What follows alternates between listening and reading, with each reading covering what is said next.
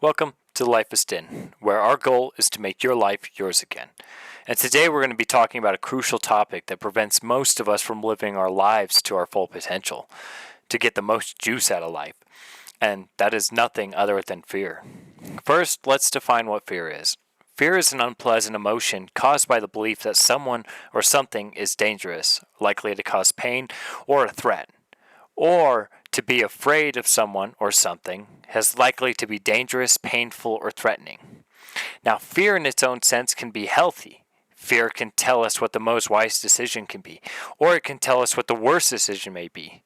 Now, fear is good because it's a survival mechanism that tries to prevent us from putting ourselves in situations that may kill us. It is a great tool, but one thing to remember here is it's just a tool. And like any other tools we identify or that I share here, it's important not to get so stuck on the tools and to attack the problems head on. The problem here is that fear can also cripple us from doing anything in our life because we get so caught up in the what ifs. Here's one of the greatest pieces of advice that I can give to you about the what ifs of life. Now, you might find yourself in a situation, especially earlier on in your development, or even later on in your adult life, especially if you have anxiety. You might get so hung up on what might go wrong or what might happen that you cripple yourself in your life because you paralyze yourself in fear of something bad or wrong happening. It's totally normal and okay to feel that way, but it's time to take it to the next level and dissolve that behavior and that way of thinking. Okay? One thing that can help is grounding yourself in reality. You can't spend your life worrying about things that have never happened or don't have any substance in right now. You will waste your life. You will spend the rest of your life thinking about the what ifs. And then, guess what? None of those what ifs are actually going to happen. So, what is actually the case? Are those things happening right now? No? Then don't worry about it. And what if it does happen or is happening now? Well, then what? Well, we'll deal with that when it happens. We'll burn that bridge when we get there. Okay? It's okay to take caution and be careful, but when it hinders you and takes control of your life, that's when we need to make a shift in the psyche. Acknowledge the anxiety and fear, but also just notice the what ifs have no ground in reality. We need to stop wondering about all the things that could go wrong and start wondering about all the things that could go right and not be so attached to the outcome. Use your imagination in a healthy, positive way that paints dreams, not one that paints nightmares. And a big thing is our society has kind of suppressed our imagination because, of course, even it may seem that way with the stuff I teach because I say, ground yourself in reality. Okay, and so a lot of the times our imagination is very suppressed. But the thing is the imagination is such a helpful tool. It's a very creative tool. So when that tool is used the right way on the right project, then you can make huge changes and also you can paint a big picture for your life.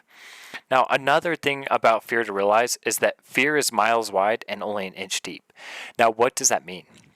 Let me use a metaphor. You may see yourself before like an ocean, and all you can see is the surface reflected. And it spans for miles as far as the eye can see. It looks huge and terrifying. But when you finally gain the courage to take a step in, you discover this so-called ocean was actually only an inch deep. And it was only at your ankles. You realize there was nothing to be afraid of in the first place, and that actually it wasn't so bad. The mind paints things to be way worse than they actually are, and fear seems like a big shadow. But once you cultivate a little bit of courage and face that fear head on, that shadow is smaller than a penny.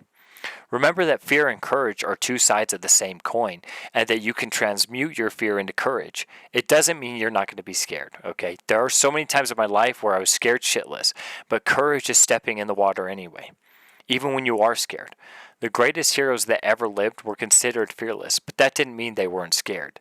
It meant that against all odds, they still took that step, and that you can do that too. Like I said earlier in the episode, fear can be healthy. It is programmed into your nervous system and gives you the survival instincts you need to keep yourself safe from danger. Fear is unhealthy when it makes you more cautious than you really need to be to stay safe, and when it prevents you from doing things you would otherwise enjoy.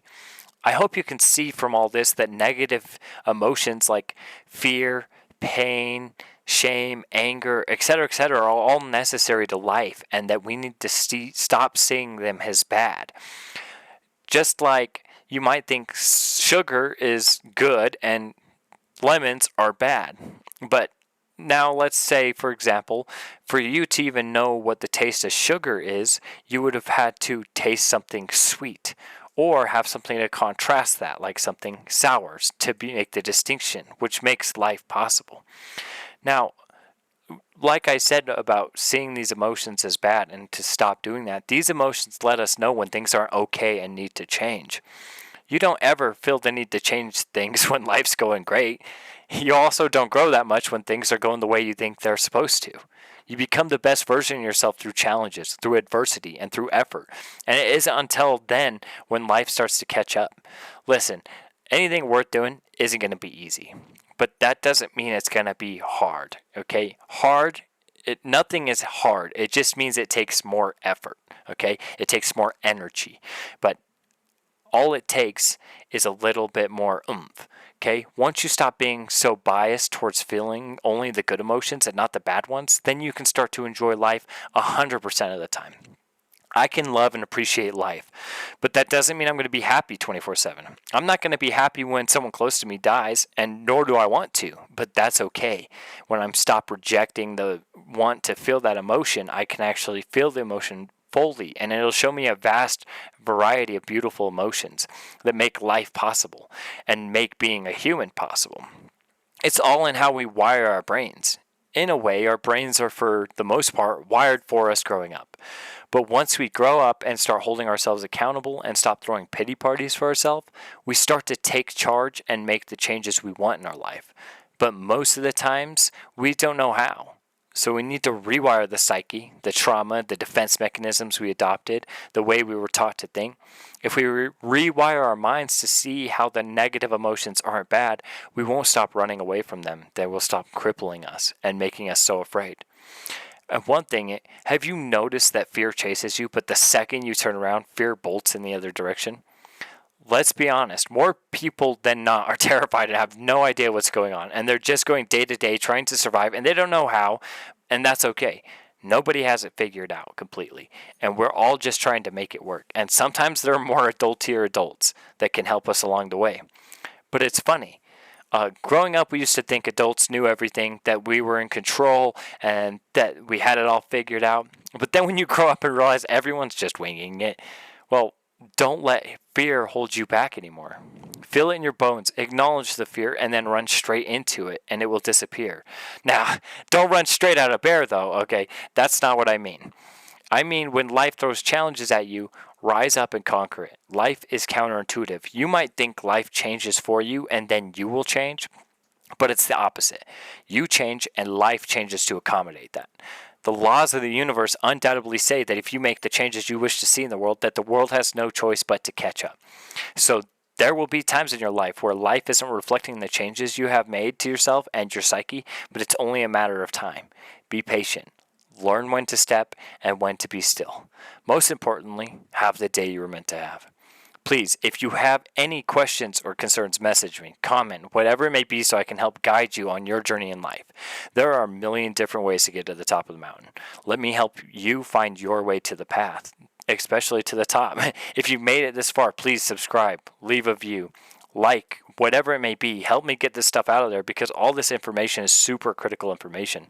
And so much of this stuff should be taught in schools so that we can actually help people develop into the best versions of themselves. And it's up to those individuals to decide what that is for themselves.